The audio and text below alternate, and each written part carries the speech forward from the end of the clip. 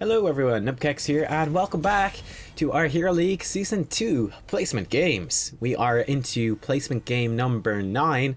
We're currently 5 and 3 in our win-losses, so still going really well. You can see kind of chatting away to this Meow guy who has kind of stomped us a couple of times.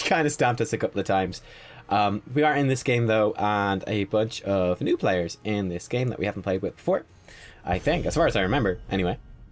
So here we go, and this is going to be a pretty cool game. I think you guys will really enjoy this one. We've got some really interesting drafting stuff's going to happen, and yeah, in this game I'm going to play a really good main tank. It's one of the things I mentioned before for this game in some of the previous videos was to watch out for this game, because I feel that in this game, like, I played the main tank role really well. I was really happy with this particular game with how I played. I'm not going to tell you if we won or we lost, but certainly I was satisfied with the way I played it. So we'll see exactly how we do that. I'm going to be talking a lot in this video about how to be that main tank, how to be a main warrior, what you need to be doing and looking for, and all that sort of things. Anyway, relatively standard bans here coming out for Infernal Shrine. Zagara is still up, which would probably be worth picking. There's also Li Ming. Yeah, okay, Li Ming. He picks Li Ming. Lots of heroes that are still up there good here. Vala is still very strong. Lunara is pretty good. There's lots of good heroes still available.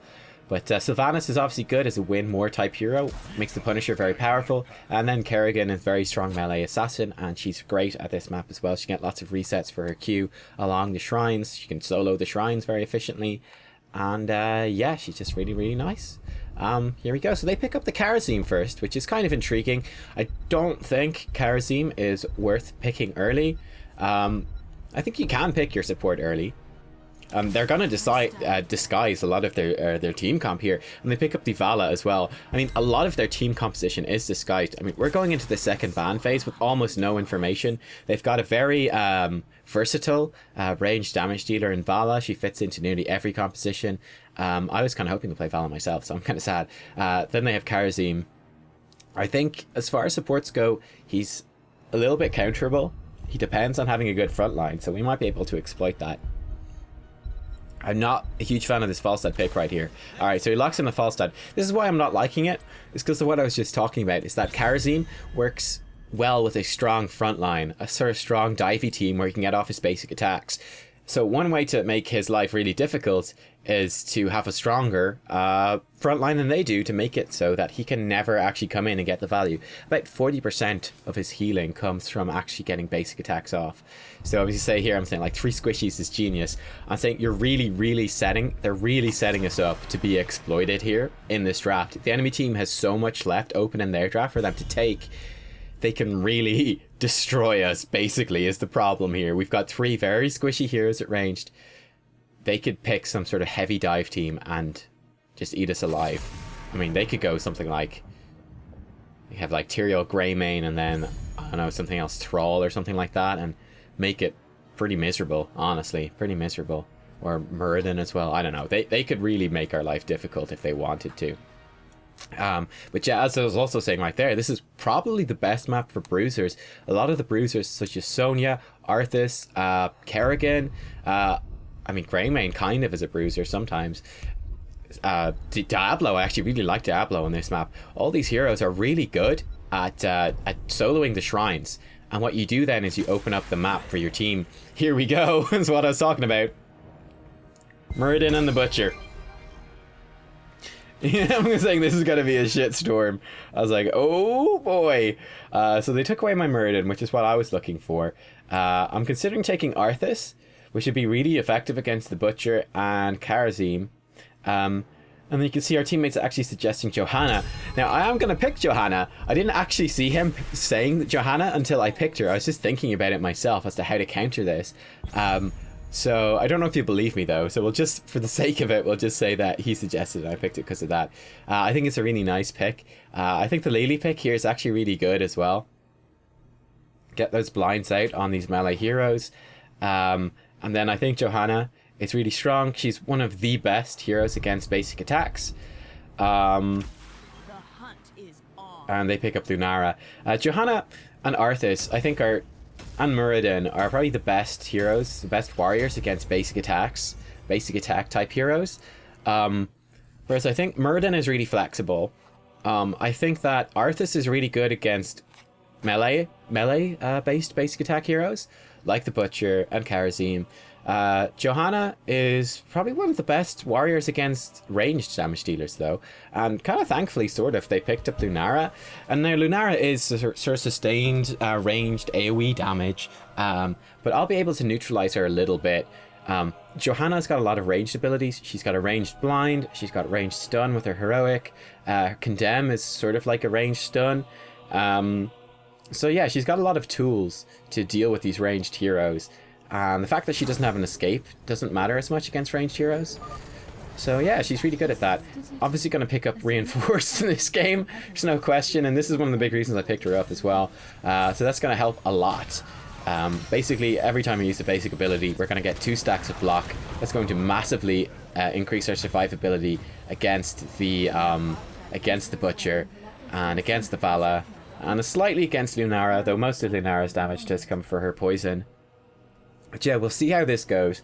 I kind of prefer the enemy team's draft. I gotta be honest with you. I kind of prefer their draft. We'll see how it goes. I don't know if it's the best map for the Butcher by any means. But yeah, it's kind of scary. With 3 squishy heroes, it's kind of scary. It's a lot of pressure on me as the main tank to deal with this. However, I do think that Johanna was a really good pick because of that. Because she is like the tankiest tank. And we're going to have to be dealing with a lot of damage coming out. I mean, like a fuck ton of damage from the enemy team. And we're pretty much the only one who can take any of it. So we have to take it all.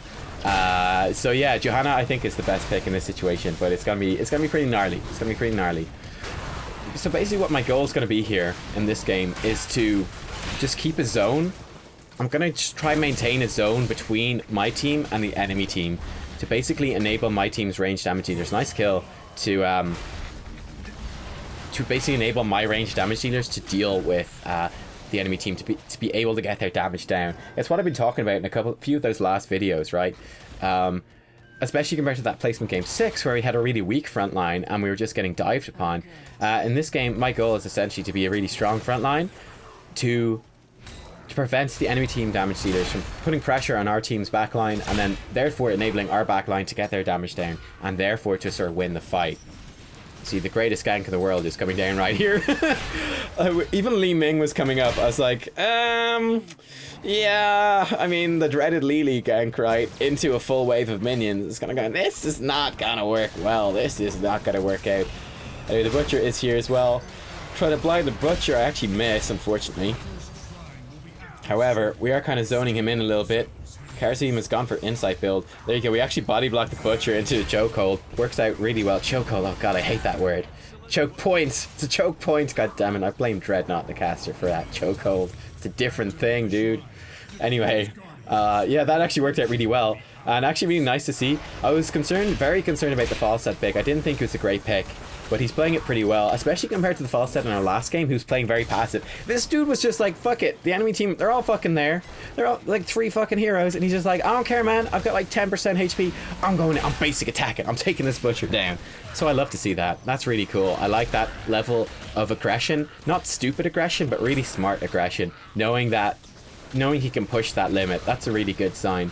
So yeah, I was very concerned about the Falstad pick going into this game. However, he has very much redeemed himself at this point. I'm feeling much more confident about him because he can play the Falstad apparently really well. So that's good. Once again, here you can see my positioning.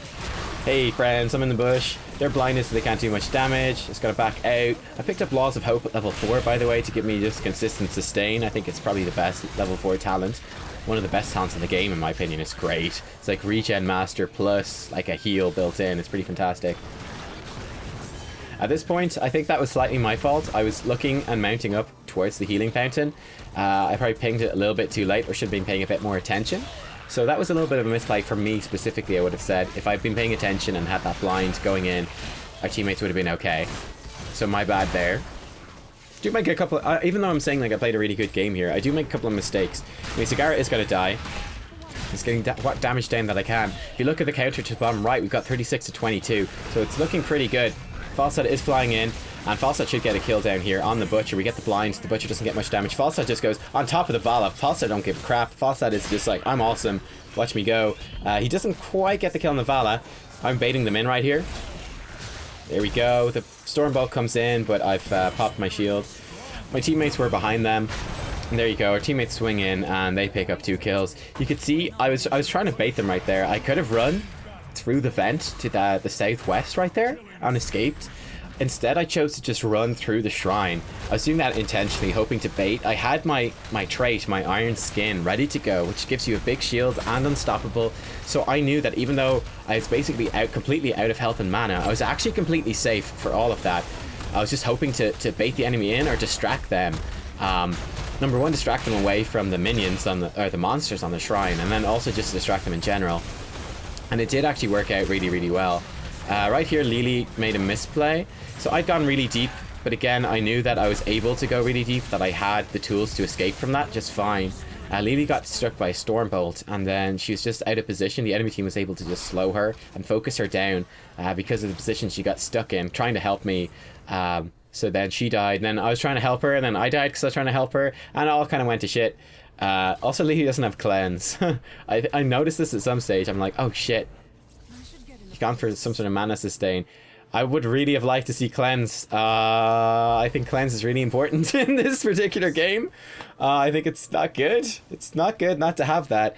So the Butcher, Lamb to the Slaughter, is insanely powerful, but you can cleanse the person who's caught out of it, which is very important.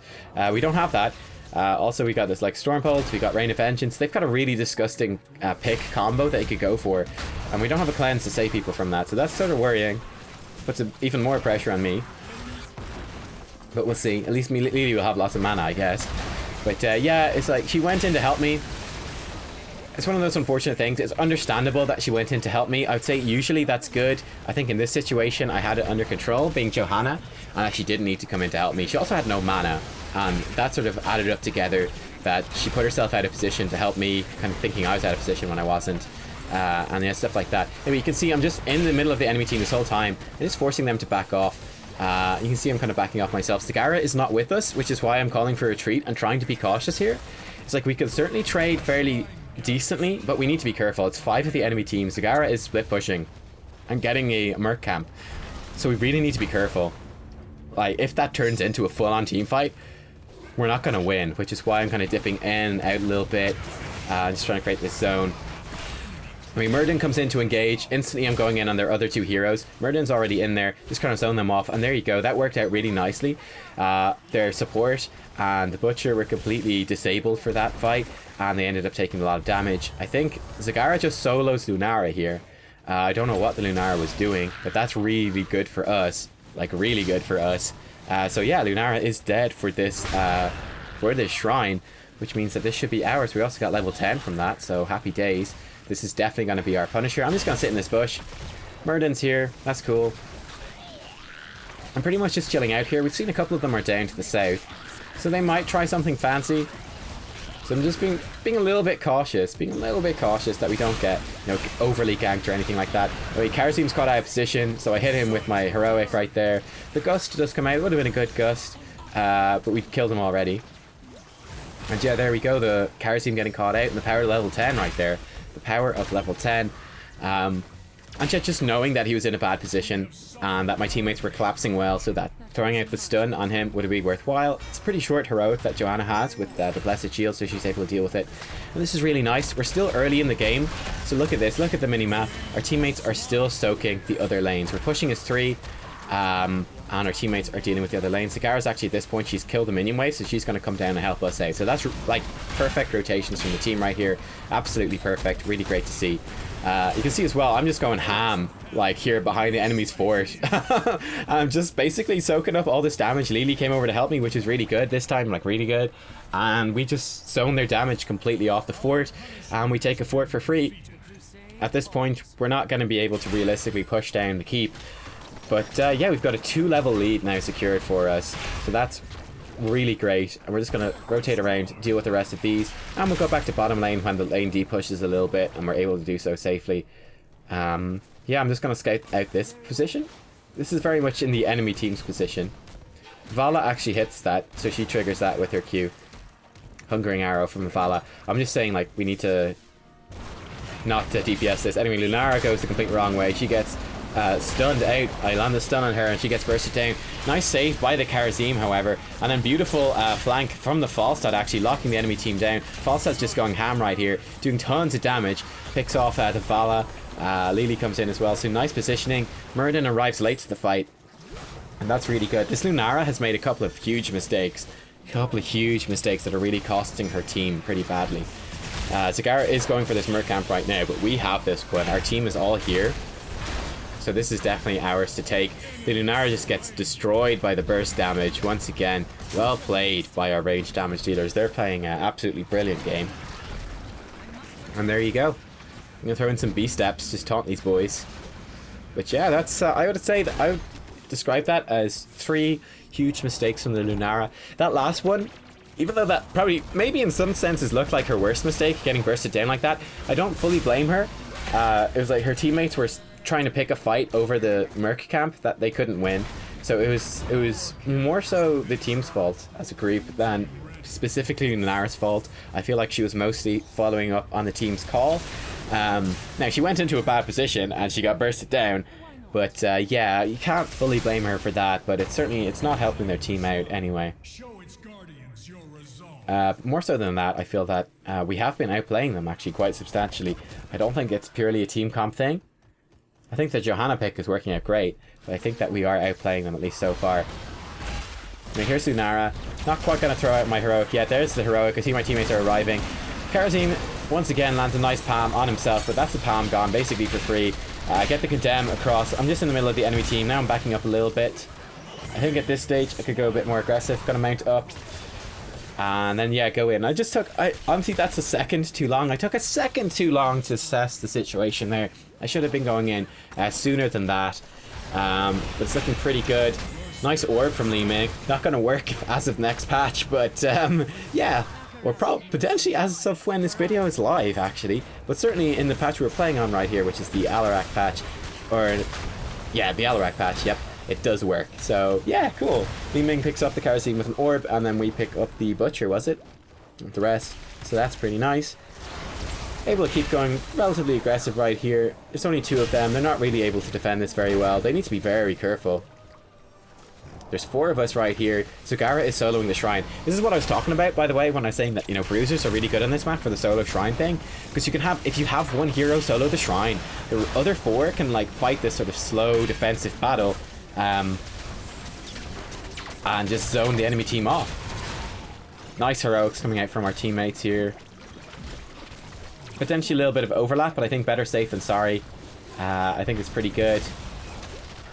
And yeah, Johanna's the tankiest tank. The Butcher's going in hard. I hit him with the blind. You'll notice that pretty much every time the enemy... I'm paying a lot of attention to the enemy team's damage dealers. A lot of attention. And even to their warrior. And whenever it looks like the enemy team is going to engage and they're going to be getting these hits off, I'm going to turn around and I'm going to blind their damage dealers. Every single one of their damage dealers gets stopped in doing their damage because of the blind. So I'm really trying to make the most of that. One thing I could have maybe done there was to just chase down the Muradin and finish him off with a shield glare. I think it would have worked. Just about. It would have been close, but it would have just about worked. I think his trait would have triggered by the time the palm ran off.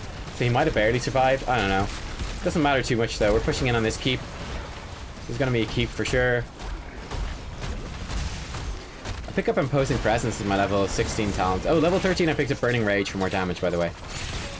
Unfortunately the thing hits Lily, not me, but a nice maw comes out which helps protect the Lily.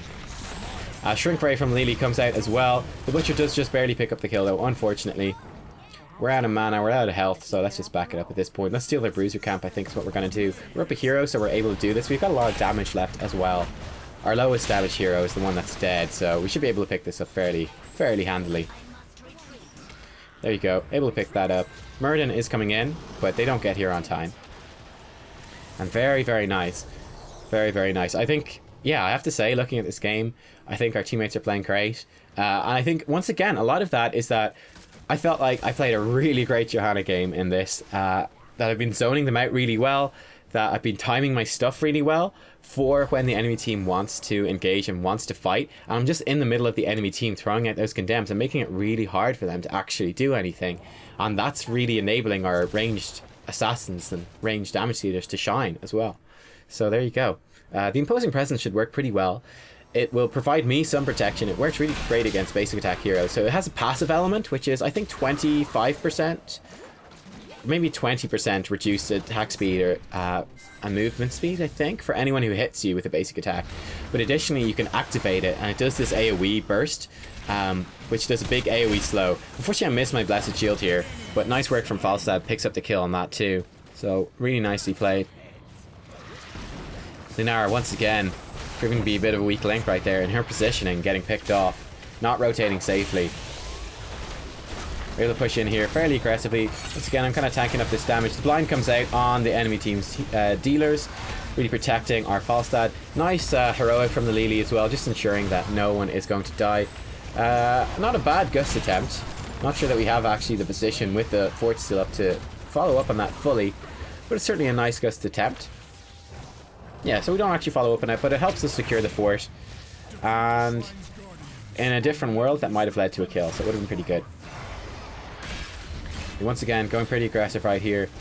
Just gonna try to get some damage down. Falstad actually doing tons of damage and just gets the palm off of the Kharazim. That was huge. Did not expect that to come out. That's fantastic. The Butcher actually does go fully in right here. Throw out the shield as well, and there we go. Kharazim is dead. Landing the shield well. Once again, as you see, I'm just in the middle of the enemy team for this whole fight. The Butcher tries to dive in, and I'm like, bam, hit him with a blind. He goes, shit, can't do anything, gotta back off. I'm in the middle of the enemy team for the whole thing, just slowing them down, zoning them off, getting that CC down, and fantastic play then from the ranged assassins, really flourishing. Really, really flourishing. Especially Falstad, I think, played it great. Really doing a good job. So yeah, here we go. Looking pretty nice. We're 4 levels up at this point. It's a massive lead. We still have all of our structures, I think. I don't even know if Lunara dies again somehow. I think they all fought each other. Yeah, I think they were all fighting near the shrine right there. Kind of presumed that they had it. Actually, I think I just didn't even notice. I don't think I noticed that during the game. I was kind of just focusing on like, alright, cool, we got this, push it with this Punisher. I didn't expect Lunara to be there, so she actually picked up the Zagara. So that's actually a good trade for them. A very good trade for them. Because our death timers are substantially longer, and we're obviously in their base. So Lunara will be in this fight far quicker than Zagara will. But yeah, that's kind of funny. I'm not exactly sure what happened. Anyway, we're here, doing what damage I can. Seems I got some damage down the mid keep as well. It's a pretty nice lamb to the slaughter right there. I'm trying to do what damage I can. Pretty good Gust. Not sure if that one was a good one, actually. Ooh, Muradin was just like AFK there. I think he was talking to his teammates. I think we kind of had them a bit in dire straits right there. I think we could have got a bit more damage out before Gusting. They re-engage, the Butcher goes down pretty much instantly. Li-Ming goes in. So close. My teammates are gonna die. We're so close to getting a kill. At this stage I make a bit of a mistake. I should have killed Lunara. And now I should have turned around and hit the Muradin. As you can see, we almost killed Muradin. We would have been able to kill Lunara. So that was something I saw in hindsight. While it was actually happening, that was a crazy team fight. Everything was happening very fast. Everyone was very low. Kind of could have gone either way. Basically what happened was, as soon as we saw we were losing, I was trying to run to the left, basically. Essentially, I was just trying to sacrifice myself.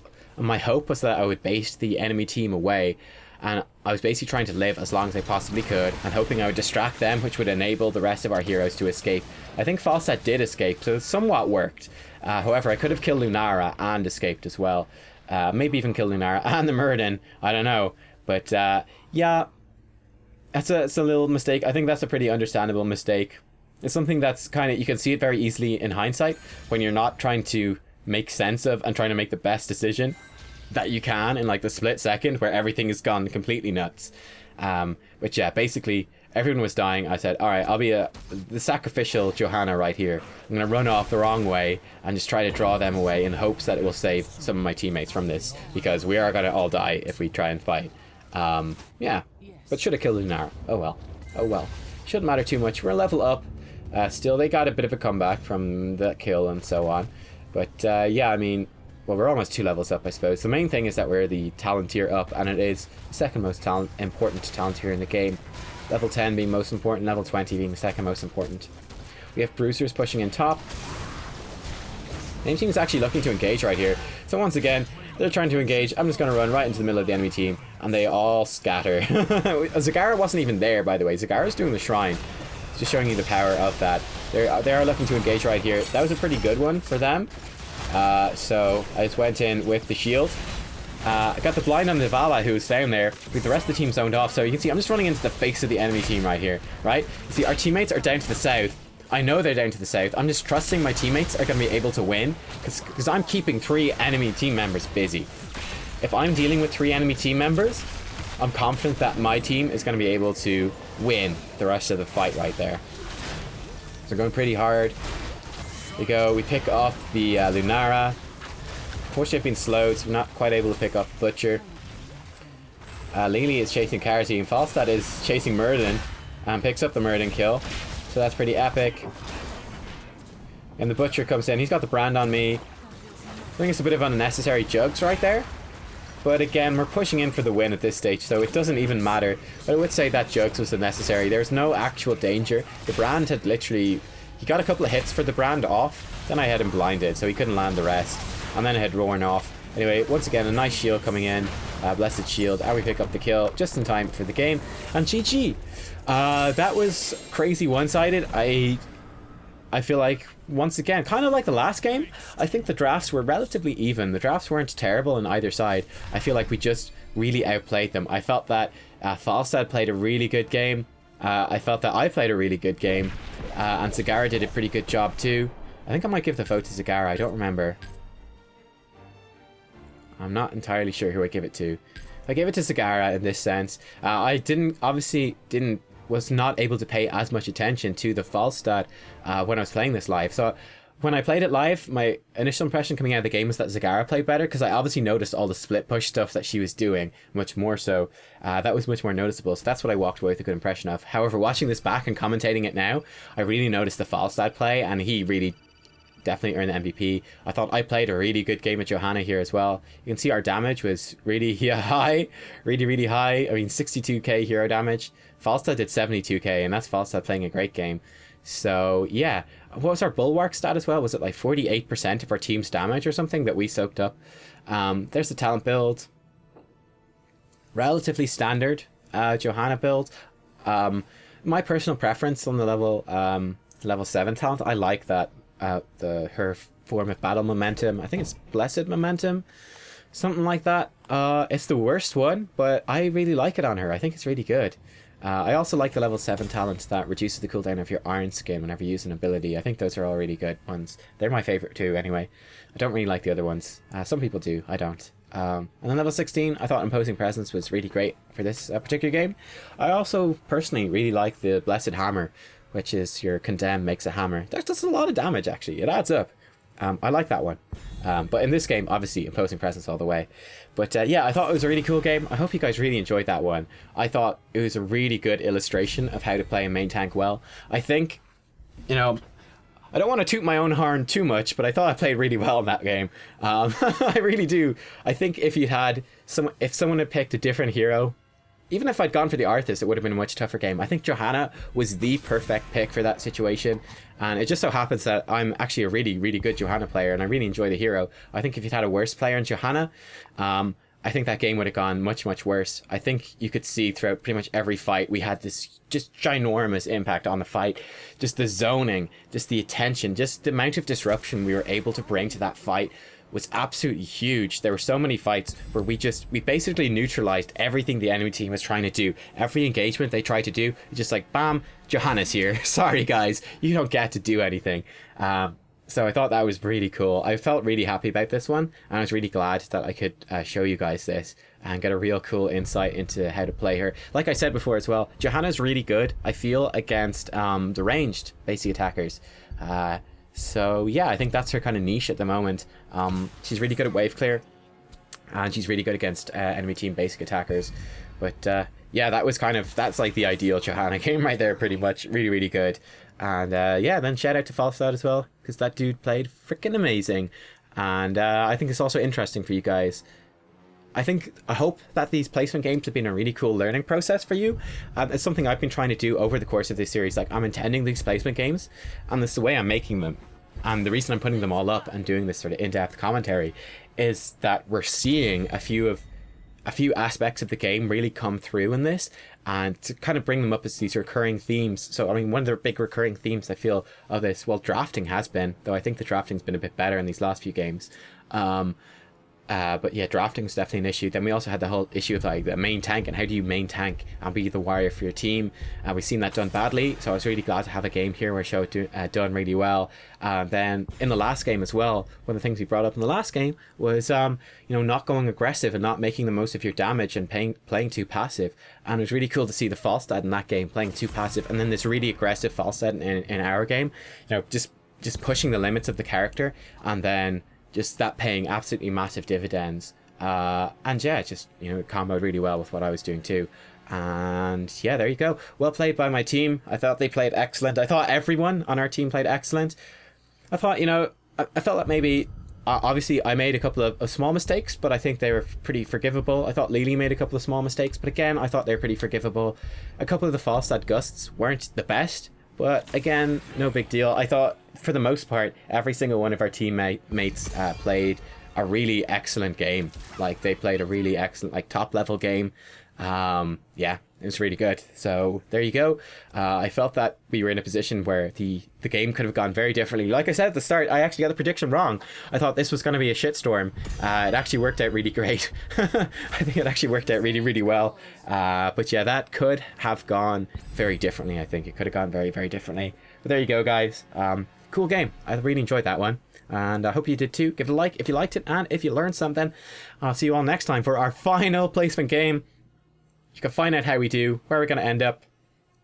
We're 6-3 at the moment. Can we make it 7-3, or is it going to be 6-4? Either way, it's a great result, but find out what that result is going to be in the next video. I'll see you all then. Thanks for watching. Bye-bye.